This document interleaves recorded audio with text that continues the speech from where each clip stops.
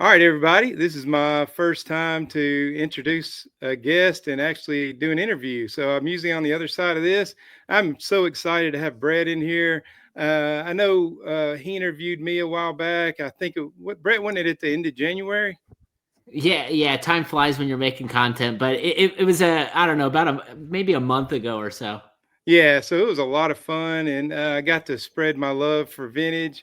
And Brett's the main part of your group, I believe that you do your podcast that takes it in is modern. Is that correct? Yeah, I have mostly modern listeners, but I do have a small but mighty vintage crowd that when you came on or whenever we bring someone on who collects in vintage, everyone's so appreciative of. But yes, mostly a modern crowd.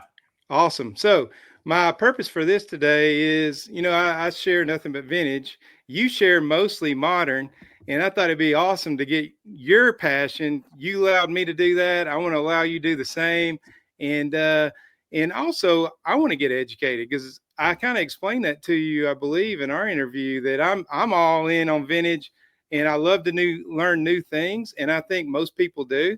So that's what we're here for today. So in my interview that you did with me, you jumped right in the deep end and talked about my Jackie Robinson avatar and how I had pinned that post, and it was very passionate for me. So I'm going to do the same thing for you. I'm going to lob you a softball, and it's kind of hurting me because I'm a Tennessee Titans fan, but you know where I'm going here. You are a huge Andrew Luck guy. I mean, I've seen it on your Instagram and everything. So tell me a little bit about how you got into Andrew Luck. Yeah, so I'm a Colts season ticket holder. I've been a Colts fan my entire life.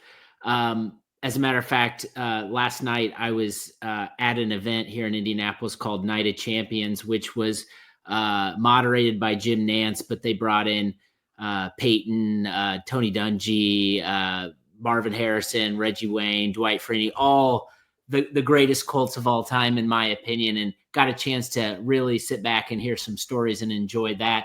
And so with Andrew Luck, I was when we won the Super Bowl, I was a junior year or junior in college, and the house I was in was divided Bears and Colts fans.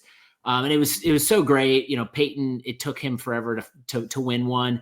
Finally did, and it was just like my mountaintop moment as a fan. Well, everyone knows Peyton didn't last forever in Indianapolis, and the Colts had to make a decision. And when I graduated college, I was off on my own.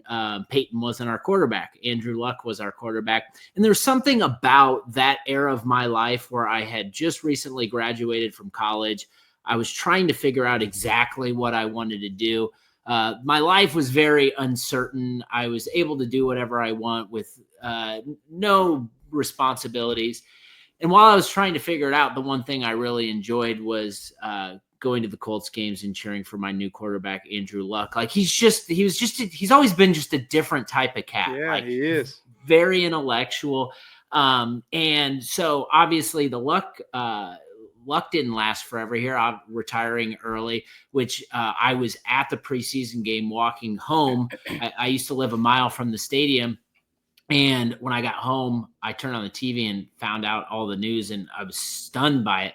But the reason why I am so into collecting Andrew Luck is that it gives me some sort of closure on him leaving Indy and retiring early. And there's something about that connection where there's not a whole big group of people collecting Andrew Luck. Most people collected Andrew Luck and lost a lot of money, but that's where I see opportunity where I can go out and try to build the best Andrew Luck collection in the world. That means something is very sentimental to me and is pretty manageable. So you asked me who's my favorite player, Luck or Manning. It's kind of a toss up, but in terms of who I like to collect the best, I'm having the most fun with collecting Andrew Luck. That's awesome. So just from my standpoint as a Titans fan, and you see this little T on my chest, Peyton was my dude. So like at the end of Peyton's career, at the beginning, we got him sometimes, but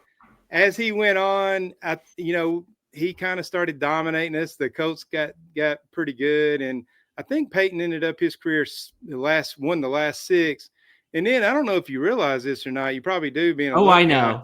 He beat us 11. He was 11-0 against the Titans. That is ridiculous. You would I think we would beat him once. I So was actually at one of the close games where the Titans almost won. I was at my bachelor party in Nashville at the Colts Titans game. It was a Thursday night game, and it came down to the wire, and the Colts pulled it off. But there were some close ones, but the Luck definitely had Tennessee's number. That's for he sure. did, man. I think I was at that game. So, like, talking about him, and you talk about modern and all that. How did you get into collecting? Period. Like, were you a little kid? I mean, so how did that happen with you? I've always been a collector, a collection of collecting, or a collector of collections. You can see behind me, I got vinyl behind me. I've got memorabilia. I've got cards. And I often ask myself, like, how did this start? How did I get here? And there's something about the physical object. There's something about amassing, building, whatever it is, other interests, music interest, sports interest. It's always been comforting to me. It's always been fascinating to me. And I've built so many great friendships over the course of my entire life through collecting that certainly helps. And I collected cards like most of us did when I was little, and can remember, being done with Little League, and after the big hit, getting rewarded by getting taken to the local hobby shop and the junk wax era, and just going and getting packs and ripping them and trying to chase a Shaq rookie card. And that was fun. And I can still remember walking into the hobby shop and those memories and what was hanging on the wall. And like most of us, right, stuff got busy, school, college, all that, lost kind of the hobby by the wayside because of other priorities. But once I got back into it, it was like it had changed dramatically, and I had to relearn how to think about what I wanted in my collecting. But that connection point back with the hobby has been, completely, it's gone above and beyond what I could have imagined. And I often call it my escape. It's like, I've got two little girls, I've got, my job, my family, and the small sliver of time that I have, that I'm not focused on all that stuff. I've got my cards. So I really enjoy the escape within the hobby. But yeah, man, it's hard for me to understand why people don't collect. I just find it interesting, and it makes life better. Yeah, I agree. A couple of years ago, I wasn't collecting at all, and I told my story. I think on your interview, how I'd gotten out, similar to you, and did life stuff, and yeah, it's given me something to do. It's kind of filled a void, and it's a good, healthy. Well, it's almost a obsession in a way sometimes, but it's fun, And I meet new people. I met you. I've met a community and all that kind of stuff. So, one thing about me, I know vintage now. Like I still learn new stuff every day, but you seem to be a guy. That's why I wanted to interview you too, because you're so into the modern scene. You got a podcast. So for vintage guys, let's just like we just dropped into your living room. What is in your mind, the difference, and what kind of turns you on about modern? Yeah. At the simplest form, I appreciate the aesthetics that modern cards bring to me in my collection. And it's simple, but it's like the little things. It's like, what are the little things that remind me of collecting when I was a kid? And I can remember I'll never forget the ads in Beckett for finest basketball, the very first finest basketball set, 1993. I can remember seeing them. I'm like, those cards look different. They look futuristic. And I'll never forget going to the hobby shop, and they were expensive at the time. You had, Jordan in his 45 jersey, and getting those cards, and they were chromium based, and they just were shiny. There was refractors. There's something about those cards. Like if you open up my collection, in my case, you're going to see a lot of gold. You're going to see a lot of shine.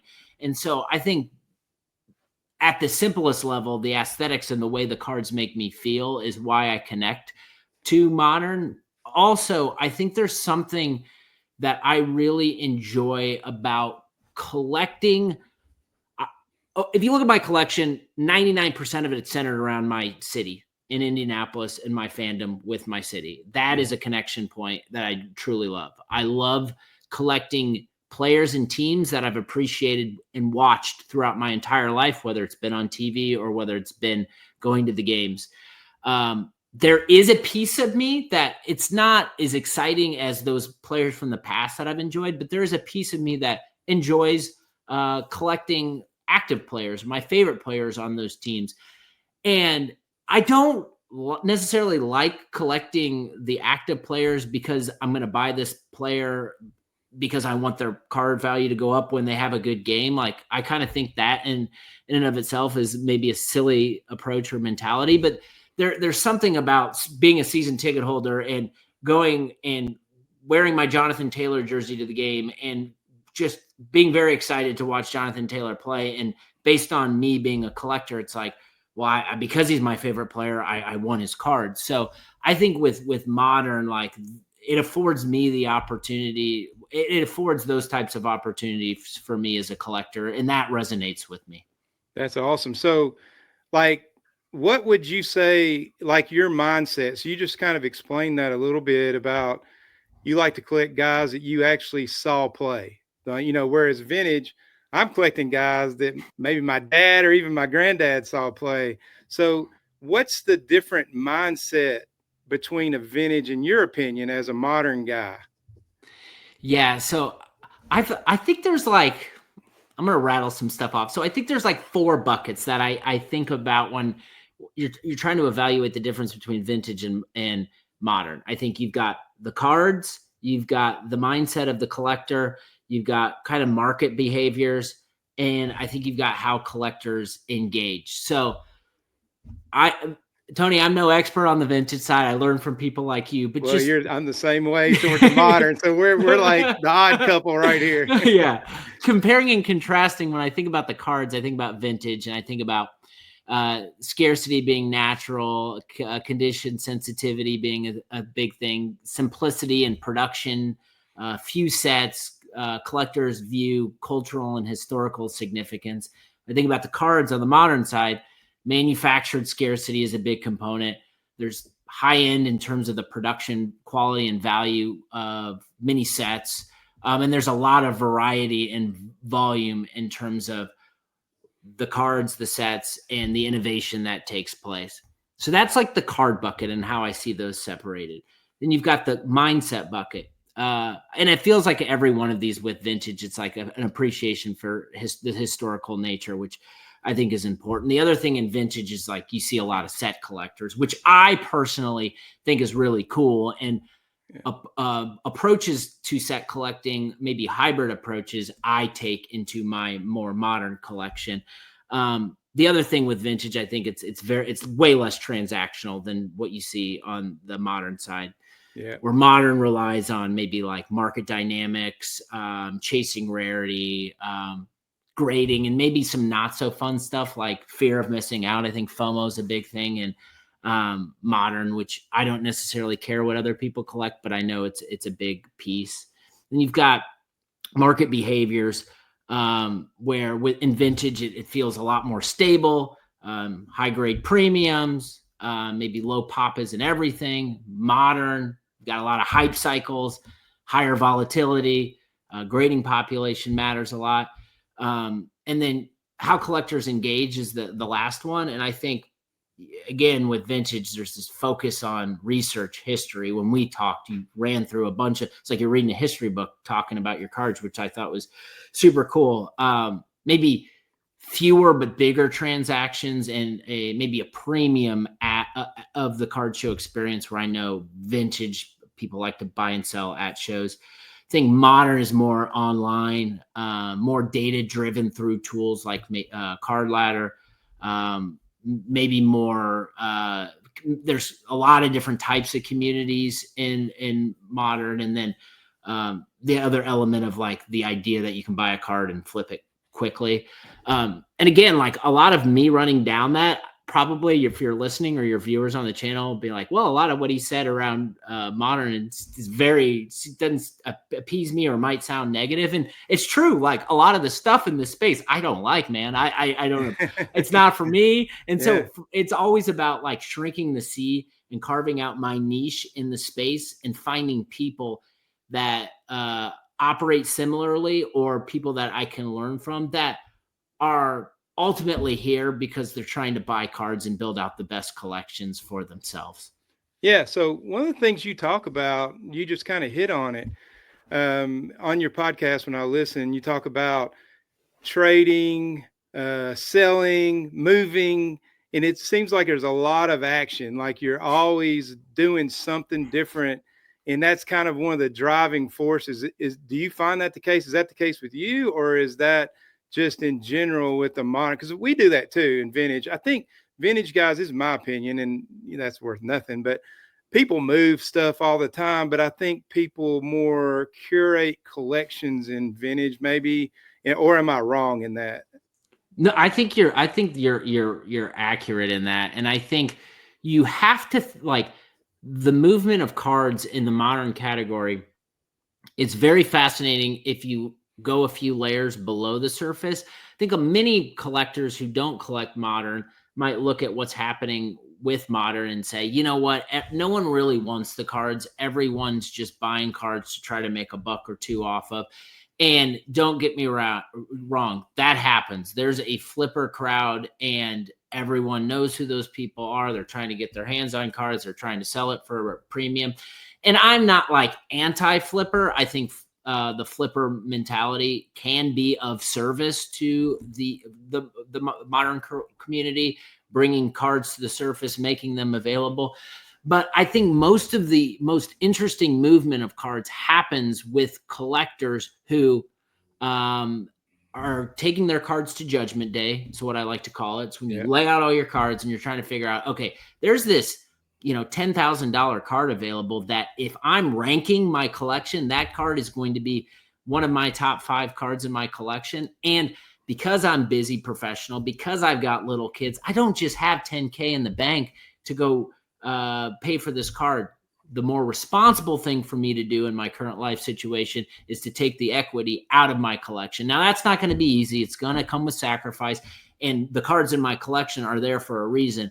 But because I need to get this card, and because I'm trying to, I want it, and I want it in the most responsible way possible, I'm going to consolidate. And so through consolidation, I think many modern collectors like myself try to elevate their collection through that approach. Now, sometimes you might regret the decision, which happens, and it's part of it. But I think what also happens as a side effect of that is that amazing cards that collectors in the space have been looking for a very long time become available via private deals or via auction because one collector is trying to move out to get into something else. Yeah. Hey, so one thing I'm going to say right now, we're what 20 minutes into this.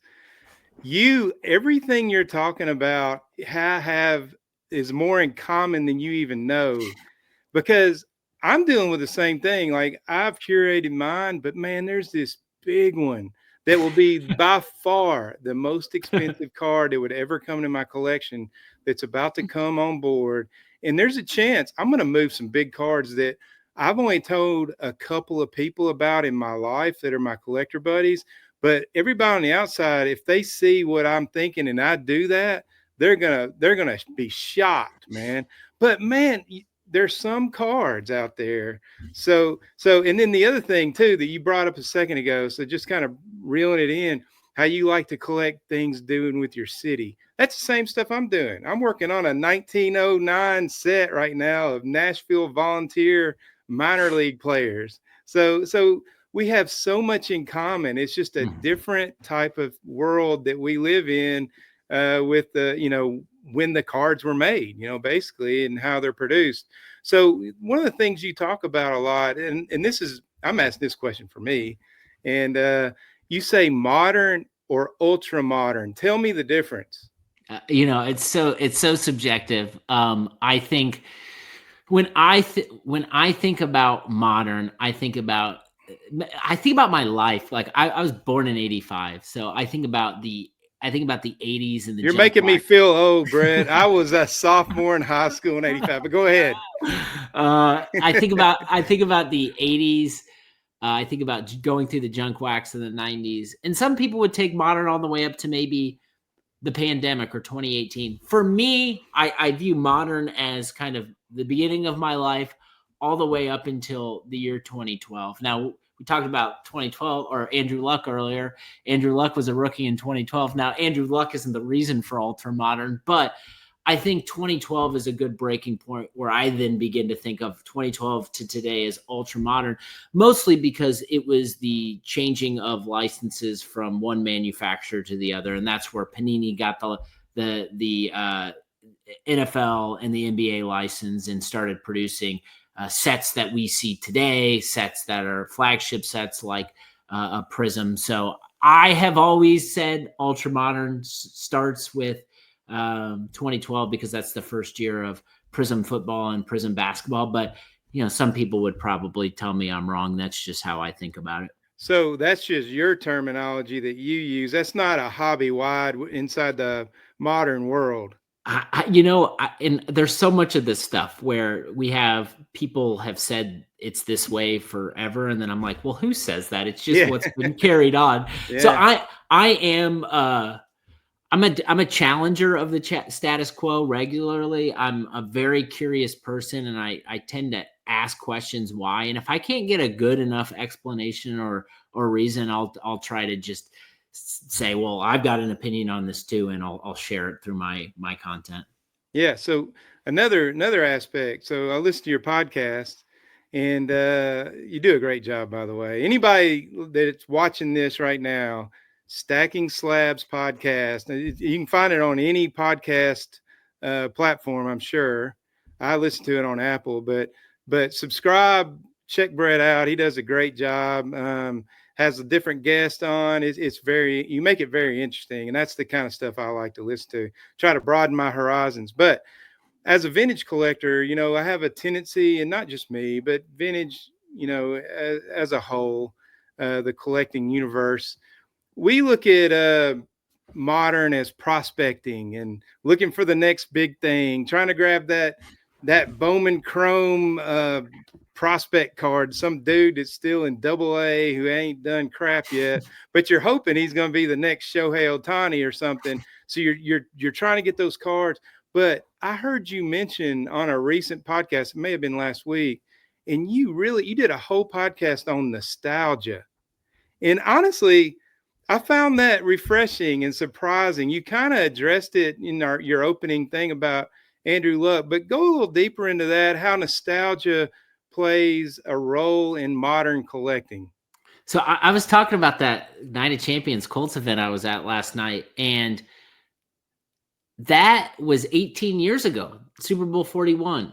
18 years ago. I was having a conversation with my wife the other day. It's like, can you believe we've already had the same amount of life that we had before college? We've had that already after. And it's wild. And so I think in this phase of my life, I think about that Colts team.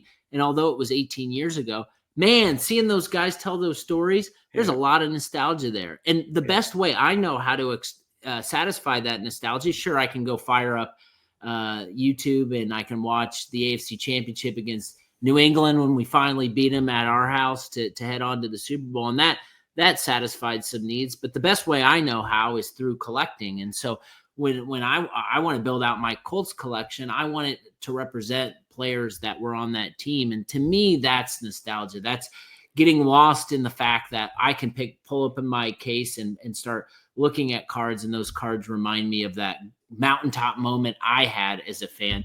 And I think too, even with Prism, I said, Ultramodern started in 2012. To me, Prism is, the license is changing over the top. So Prism, as we know it, will sunset.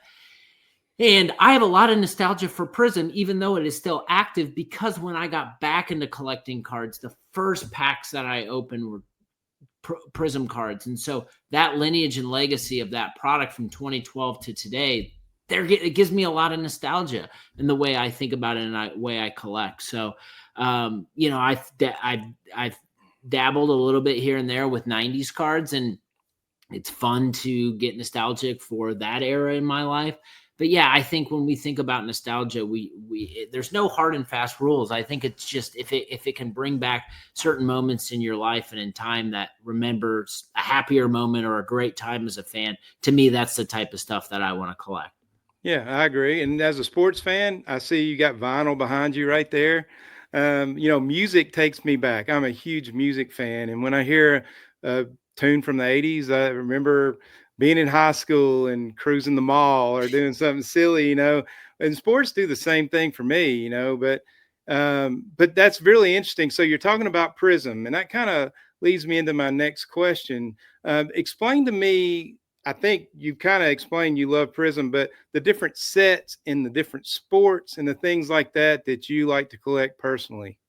Yeah, so when I would say when I think about the maybe more modern era or that pre 2012 era, I really have an affinity for finest football. I think it is one of those products that changed so much over the course of time and had a very limited parallel structure.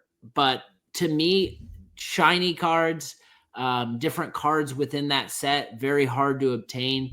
I love the chase of that, but I've always really, really enjoyed finest football, especially in the kind of 2000 to 2010 era. Now, with the 2012 to today, most of my stuff that I'm digging into, because the depth and breadth of the product is so dense, is Prism stuff, and it's Prism. I primarily collect Prism football. I'm also a big wrestling fan, so there's WWE Prism that I like. I'm also I'm also a collector of WNBA Prism, so I love the consistency within my collection. I can open up my case and just see the various years. I can see the designs that are similar and the parallels that are similar. I think many vintage collectors would look at, the checklist for 2024 Prism football and look at all the parallels and say, this is ridiculous. Look at all these parallels. There's just parallels on top of parallels. None of this makes any sense. I think that's a very valid argument. And I totally agree with that. I think we've gotten to this era where we are over paralleled, too many parallels. And we're doing it because we're trying to satisfy the gambling component of the hobby, which is with breakers in that crowd and that community. I'm not saying that they're bad or that's wrong, but we've over indexed for that, especially on the manufacturing side. So when I look at my collection and I say I collect Prism, I don't just collect everything Prism. I'm very strict with the parallels that I'm going to spend my money to buy. And most of that is around lineage and legacy. So parallels like the gold Prism, which has been there from 2012 to today, never missed a year. I think that's important. There's 10 copies in each year. To me, that's important. In football, you've got the black finite 1 of 1. It has been the 1 of 1 since the beginning. It's gorgeous, impossible to obtain. Those are the types of cards that I want in my collection. So that's, as I've evolved as a collector, I have, instead of casting a wide net and collecting a bunch of different products, I've mostly narrowed my scope around the type of parallel within those products that I collect. Awesome. So see, even some of the stuff you're talking about, you were exactly right. You hit the nail on the head that as a guy that's never collected that stuff, seeing all that, the different parallels and the colors and the numbers and all that, it is intimidating. So that leads me right into the next thing I was going to say is that when you interviewed me, there was one thing that you asked me that kind of caught me off guard. And it wasn't the history, it wasn't the, hey, tell me this or that. It was you made this comment. You said, I'm going to read it because I wrote it down. You asked me to explain vintage to a modern collector who might be intimidated by vintage. And when you said the word intimidated, in my mind, the wheels were turned. I was thinking, intimidated. Vintage is so easy. Like in 1960, Roberto Clemente had that one card. There isn't all these different colors. There's not these different sets. There was tops and tops alone. So in my mind, vintage is very simple. So it kind of let me see from your eyes what someone who isn't in vintage may think about vintage, which was eye opening for me. So now I'm going to turn it around to you. How would you explain if I wanted to get into modern? Tell me how I would do it in a way that kind of explains it. How should I start out doing that in a way it's not intimidating for me? I'm happy to answer this, but I want to address what you just said just for your audience so they can understand why a modern collector might be intimidated by the category. I think undeniably, whatever you collect, like there is a desire for us as human beings to want stuff that is rare and scarce that not a lot of people have. And I think the Clemente example, I think it's intimidating to me because I can go look at a pop report, right? But I can't really understand if I wanted that card and I wanted it in where do I start? What grade should I be going for? Like where should I start? It's like that dynamic doesn't necessarily play itself out in the modern or ultra modern space the same way it does in vintage. And when you're talking about putting dollars into cards, Yeah. like you better be sure that you're Yeah. not putting, thousands of dollars in a card that you should have maybe spent 1,000 or 2,000 more to get a higher grade. And because it's like those sorts of things that I think are maybe cause me a little trepidation when I'm thinking about the category as a whole. But that's why I love your channel. I love learning from collectors, vintage collectors, because I learned something new. But if I were to advise someone to what the steps to take, I don't think there's a linear path. I don't think it's straightforward. And the biggest advice I would give anyone, because it's the way I approached it, would be you've got to explore on your own and you've got to be okay with failing. And it's going through that cycle of exploring on your own. And this can be go buy into breaks, go to your hobby shop, rip some packs, go, in different groups and try to figure it out. Get your hands on cards. Like that approach, no matter, like, you are going to probably lose money. You're probably going to be frustrated by it. But that's where the kind of the fork in the road happens. It's okay. After you go through that experience, are you done? And maybe you are Yeah. done and you're not, cards isn't for you, but that's good that you know then, and you can go move on to your next thing. But I think what happens with a lot of collectors, myself included, it gives you that opportunity to be like, okay, why did I love this so much when I was a kid? And how can I take some of those qualities and apply that to this new world? And so that approach, I think, has worked for me. And I would recommend for anyone else, just like go figure it out, go be a self-learner and do it. I think once you find what you like to collect, products, players, parallels, like it becomes a lot easier. You have a focus, you can shrink the sea. This is then when I'd recommend find a hobby podcast that you like, find trusted voices, like consume that content. That only energizes.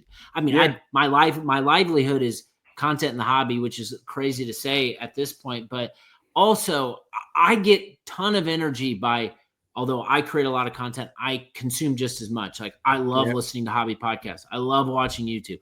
I love learning. So that would be another step. Go find someone you like, listen to them. And then lastly, it's like find your community. Like the hobby's so broad, especially the ultra modern space. Like find a community, find a place where you can shrink the sea, group chats, whatever it is. I think when you shrink the conversation and everything that's happening in the mainstream and focus it in on the cards, the players, or the sets that you like, and you can find folks within the community who share in that passion, like I don't know, that's where you're creating friends for life. You're learning from other people, and to me, that's what this hobby is all about.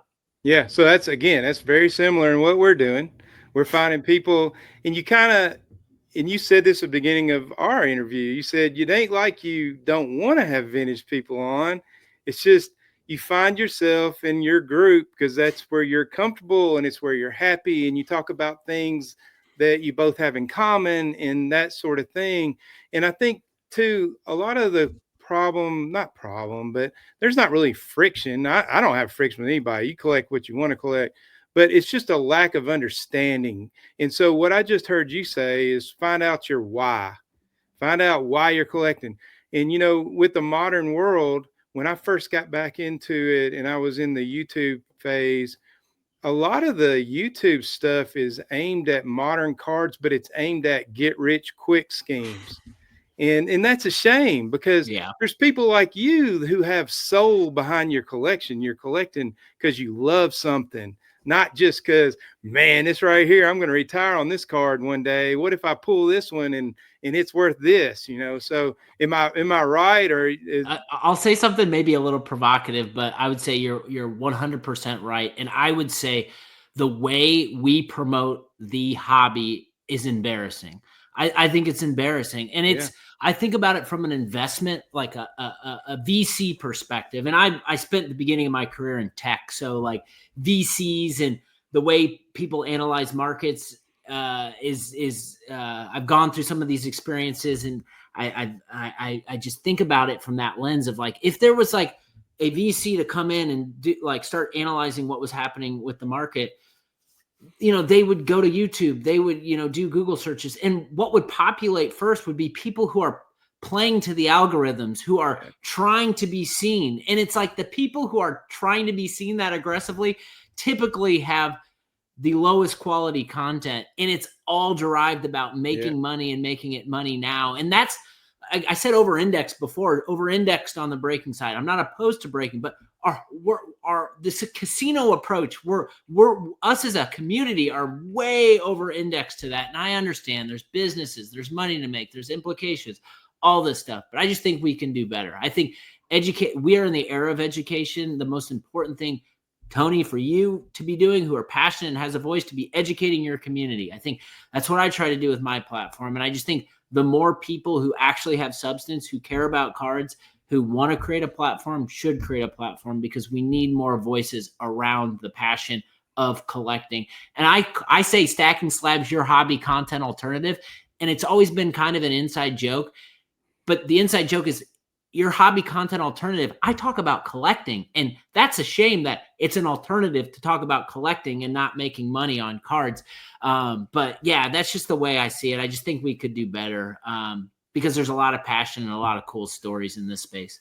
so is that why you started your podcast? Just give me you asked me how I got going into YouTube, and I've only been back in the hobby 2.5, 3 years, and yet here I am with the YouTube. I'm interviewing you right now, which is kind of crazy. It's my first interview.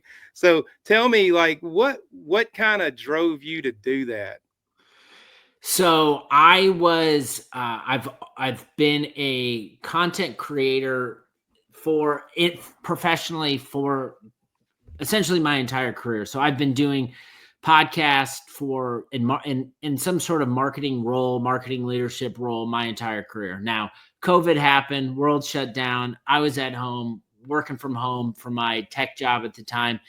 And I was bored. I was like, I need something. Like I had I was in a interesting spot in my life because I was in a mode where I had at that time, which was 2020, I had just recently quit drinking. I was like, this isn't doing anything for me. I hung up my drinking boots, and I needed an alternative, and my alternative was cards. And so I realized that the space was a lot different than I left it, but I was having so much fun learning. And I remember I got done with a work podcast recording with someone, and then I moved right over to my computer to scroll through eBay and scroll through Instagram.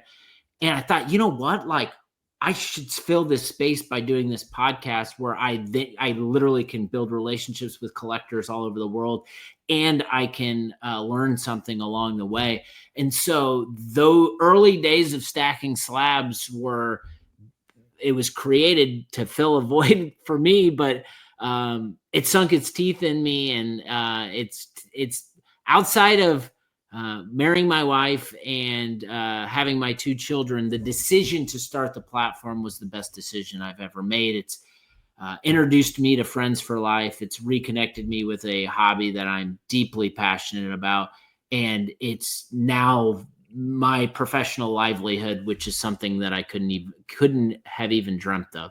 Man, that's awesome because you're doing something you love and you're doing it for a living, man. There's not many people get to say that. So I'm sure that just has to be an awesome feeling when you hit record every day, and and you're getting to talk about something you're passionate about. So that's really cool. I feel very, very blessed, and I feel very, very blessed for everybody who has stuck with me, who has supported Stacking Slabs and the platform. There's been some OGs that have been there from episode 1 who are Well, still there when was today. episode 1? How long has this been? It's it would have been March or April of 2020. Oh wow, man, that's Yeah, it's awesome. been a trip. That's really cool. So let's do something fun right here. Show me some of your big boy cards that you're so proud of. Give me about 5, 6, Yeah, 10, doesn't matter. I actually I limited it. I have 3 here. Oh, that's even better. Uh, I'm sure you'll tell us a lot about them. yeah, so I mentioned the connection with the city, and man, I'm gonna tell you what, Peyton Manning, everyone here, there has been there's been nothing like the addition of Caitlin Clark in the city of Indianapolis. Yeah. I have 2 little ones, both girls, and it's like, man, I can't believe I get to raise my girls with Caitlin Clark literally a mile That's playing basketball a mile amazing. away. Yeah. So, it's not the best time to be buying Caitlin Clark cards. Her cards are very hot. People are there's limited supply because WNBA doesn't have a ton of cards. So when Prism came out, which Prism just dropped, I knew I wasn't going to be able to afford the Caitlin Clark card out of Prism that I wanted. I just knew it was going to, and I'm seeing private sales happening. I'm like, yeah, I was right in that. So what I decided to do is when Select came out, which Select is a chromium-based product. Select would be the tier below Prism. When Select came out, which was the first year of WNBA Select, I wanted to get her first gold, which is her concourse, out of 10, and I was going to do whatever I could to make it possible. So this is her 2024 gold Prism out of Select. This is a PSA 10, which you can't beat that. That's yeah, awesome. this card, it was a pretty penny, but this card means so much to me. It's for me, it has opened my eyes to how phenomenal the game of women's basketball is. I have just become such a fan of the league. I've been I just really enjoy it. I got to travel this last year to see the Fever on the road, but That's man, awesome. she's a unicorn. she's a unicorn. I'll tell you, I have never seen the volume. I pick up my daughters. I drive by Gainbridge where the Pacers and the Fever play. To pick them up to and from school every day.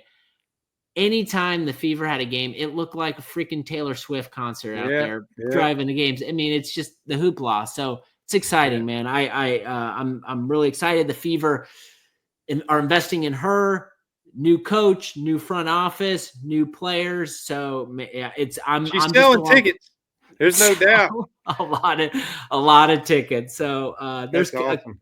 There's Caitlin Clark, and then I talked about, just give you a Prism example, and there's a fun story with this. So 2012 is the first year, but 2014 in terms of aesthetics and the appearance is probably my favorite year. So this is this is how big of a sicko I am. I have all of his Black Finite 1-of-1s but 3. So I'm missing the 2012, 13, and the 19. But here is the luck Black Finite. And again, I got lucky on the grade, a PSA 10. But this is a 1-of-1 out of Prism. And the best part about this card is this card actually came from your neck of the woods. So there was Grant Waldorf Stories on Instagram was at Nashville Card Show, and he saw this card raw in a case. And because there's not too many people posting Andrew Luck cards like me, he sent a picture of it, and I said, dude, I have to have that card. And he hooked me up with the dealer, and the dealer it was like the easiest deal ever. And then I got it and I was so excited and I sent it over to PSA and then it came back a 10. So yeah, this card means an awful lot to me. And I would say in terms of my Colts Prism collection is definitely my favorite card. That's awesome. Yeah, anything with a story behind it on top of being an awesome card just Yes. sets it over the top. That's awesome. Final card, also a story with it. I mentioned Finest, and I would be remiss to not show this one. So this is, it's hard to show the dancing, the light here on the computer, but this card dances in a way. And this is Peyton's 2002 Finest X Fractor, and it's out of 20. So there's 20 copies of this card. And this is his first X Fractor ever out of Finest Football. What's kind of fun about it is he broke his jaw and he had to wear this goofy blue oversized face mask. Yeah, I And remember in the that. picture, he's wearing it, which is fun. But this card, I mean, there are so many great Peyton collectors with awesome cards, but this is a card that I know, like, if you don't, it's like a club. If you don't have it, you want it. So, Yeah. but it's not necessarily the fact that that isn't what attracts me the most about this card. I think the story of this card, and my wife and I, it took us 5 years to have our first child. So we had some fertility issues. And before we got pregnant, I had to collect a room of collectibles in my old house. And it was like the ultimate dude's room. Yeah. It was just everything. Just my wife was like, once we have a baby, like, this stuff's going. And I was like, all right. Not necessarily a bunch of cards, just a bunch of stuff. And so found out, had the news of my first daughter being born, which is phenomenal. And I decided to package all the stuff up, found a dealer in town, drove to my house. We agreed on a price for a bunch of the stuff. He gave me cash. And that card, I bought it 4 years ago. That card was the first card that I spent money on from that sale. And this card's been with me ever since. So anytime I think about this card, I think about the decision to go all in the hobby. I think about my daughter being born. I think about that house. So it definitely means a lot to me. That is awesome. So me and you have something in common. You know, like, I'm not a Colts fan, but I'm a Peyton fan. I have his signed helmet, a full-size helmet in my office at work, except it has a big T on the side of it. But man, you can't ask for a better guy. Look, No. there's a lot of dudes that have played football over the years, but Peyton Manning, you talk about a spokesman for your university or your pro team, for him to be there last night. I mean, he's just the best, man. They don't make him any Consummate better than that professional. guy. Yeah. Yeah. And he doesn't do anything halfway. Like, everything he does, I guarantee you he studied for that thing last night. He won. Guarantee it. He won. They were showing clips of his notebook from the Super Bowl year, and it was just incredible just to see. Like, I was like, man, if they put that up for auction, like, there'd be so Oh, many. I'd be man. after that, but it looked crazy. Yeah. So it was tough for me because I always wanted him to win and have a good game. And even when they played the Titans, like, I couldn't boo him. I never booed him. People booed him, but I couldn't boo him, man. He was my guy. I remember I was standing on the street corner the first time when he was a freshman. We have the Vol Walk, and the Yes. players walk down into Neyland Stadium. And me and my brother were standing on the street corner, and he come walking down there, and we all wanted to see this Peyton Manning kid. He was the Gatorade Player of the Year. We hadn't seen him yet. So he comes walking down. He's in his suit. He's got his Walkman headphones on, and he's this skinny young kid. He's not Peyton Manning yet, right? So he walks over to these people and hugs them. And we realized that two people down was Archie and Olivia standing there. And he went over and hugged his mom and his dad. That was the Florida game. And he got in that game for Todd Helton at the end. And so, yeah, man, he has my heart, dude. When he said he was coming back his senior year, it was like one of the greatest days ever. So I got a question concerning those cards. Like, you told the story about how you get those, but like the rest of your collection, how do you go about purchasing those? Are you on eBay, auctions? Are you busting out hobby boxes? What are you doing to get those? A lot of eBay, monitoring like a hawk, probably too much of save searches, seeing stuff popped up. A lot of the stuff that I collect in the different categories is pretty competitive, and which we're all buddies who collect this stuff. So, but it's kind of a competition to see who gets it first. So I'm constantly looking at eBay.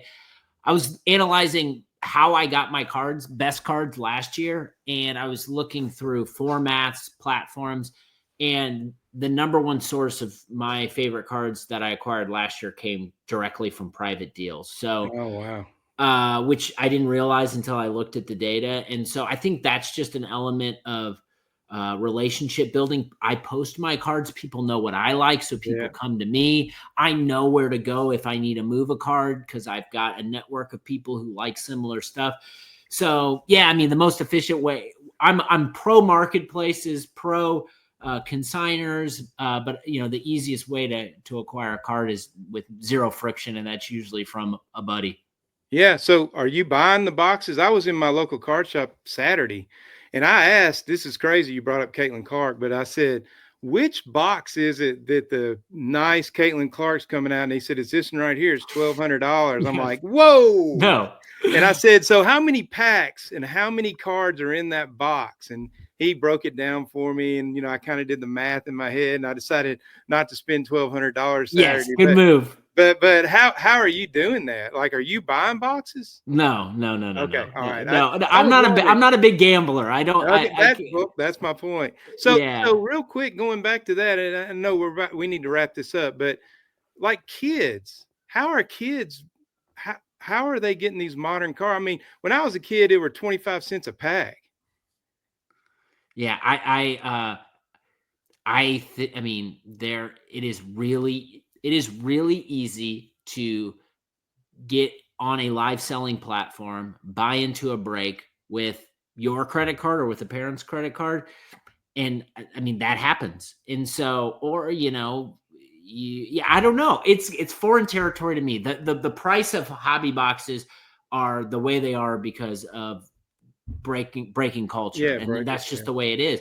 And so I think you have to realize that, and then you realize your odds are very, very slim to yeah, nothing to pull nothing. And so I Christmas Day, man, I don't mind having a box or two out to yeah, rip and just enjoy it and be like, whatever, it's Christmas. yeah. But it's not a sustainable. I don't think it's very, very sustainable. And I'd rather spend the money on singles that I want, because cards are expensive. You gotta Yeah, they you are. gotta save everything Exactly. you can. Exactly. Well, man, this has been so much fun. I've really enjoyed just having this talk with you. And it's just we're gonna have to keep in touch, man. This has Yes, been man. awesome. So just to end this, the last thing is like, why to a vintage guy, why is modern collecting worthy of them dipping their toe in or giving it a look?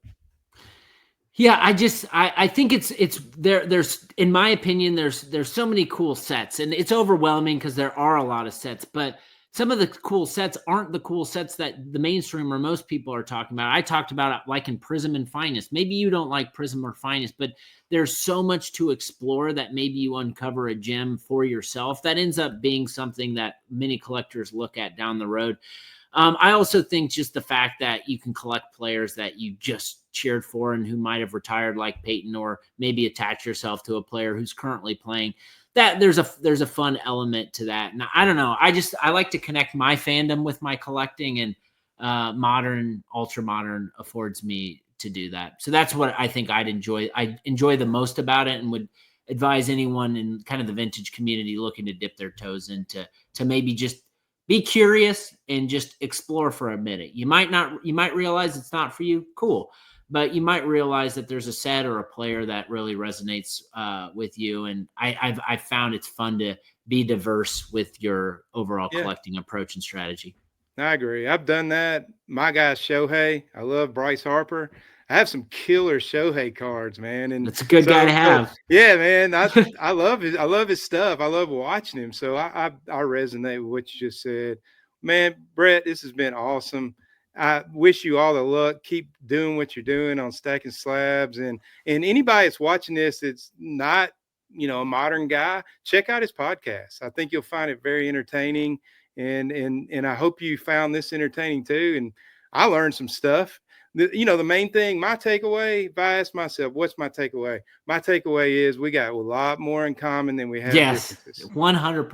Yeah. A final note for me is, first of all, thank you, Tony. I love what you're doing. Appreciate you having me on and being the first guest. Always good to be a guinea pig. But I would say this in closing: like, there is in life and online and community, there's in all these interests in every facet. There's so much tribalistic behavior. It's like we don't need to be exclusive. No. Like, be open to new things. Like, I love to open my mind up to vintage. I might not be buying it, but it's part of the culture of what we have going on in the hobby. So I just think being open-minded, being kind, like if someone posts a card, even if you don't collect it and you think it's cool, like it and comment, share it, do those things. I think that makes for a better community.